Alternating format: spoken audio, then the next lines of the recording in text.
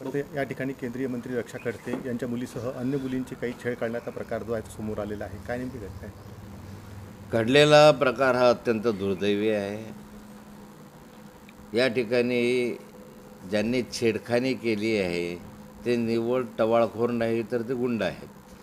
त्यांच्या विरुद्ध आधीसुद्धा काही गुन्हे दाखल आहे. ह्या मुली ज्यावेळेस यात्रेमध्ये होत्या त्यावेळेस एक पोलीस तिथे हजर होता.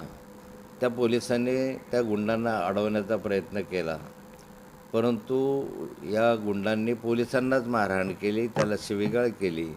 त्या पोलिसांनी 353 त्यांच्यावर दाखलही केलेला आहे. पण हा एक प्रश्न निव्वळ माझ्या घरामध्ये घडला असा नाही आहे. हा एक सामाजिक प्रश्न आहे आणि महाराष्ट्रामध्ये अशा स्वरूपाच्या अनेक घटना घडत आहेत. अनेक घटनांची नोंद होत नाही किंवा महिला या ठिकाणी तक्रार करायला पुढे येत नाही आणि तक्रार न झाल्यामुळे अशा प्रकारनं उघडकीस येत नाही. या ठिकाणी हा जो प्रकार घडला या संदर्भामध्ये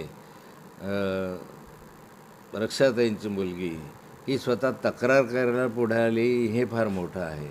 नाहीतर मुली सहसा तक्रार करायला पुढे येत नाही.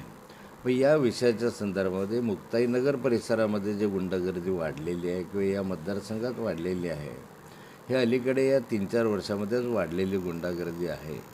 यामध्ये महाराष्ट्राच्या विधान परिषदेमध्ये मी स्वतः खूप वेळा बोललेलो आहे, आक्रमकपणे मांडलेलं आहे. सरकारला मी म्हटलं आहे की तुम्ही काय बांगड्या घातल्यात काय थांबवायला, इथपर्यंत मी बोललेलो आहे. परंतु त्याचा फारसा परिणाम याच्यावर होत नाही, कारण ह्या सर्व गुंडांना या ठिकाणी स्थानिक लोकप्रतिनिधी आणि राजकारण्यांचं संरक्षण मिळत आहे. या ठिकाणी मागच्याही कालखंडामध्ये 2-3 वर्षापासून मी पाहतो आहे, अलीकडचा विषय जरी सोडला तरी माननीय मुख्यमंत्री कार्यालयामधनं पोलिसांना फोन यायचे की या संदर्भामध्ये या गुंडांना संरक्षण देण्याच्या संदर्भामध्ये, असं मला स्वतः पोलीस सांगायचे. असं असेल तर ते दुर्दैवी आहे. आणि यामध्ये महाराष्ट्रामध्ये आता महिलांनी या संदर्भात स्वतःच काळजी घेण्याची आवश्यकता आहे असं मला वाटतं.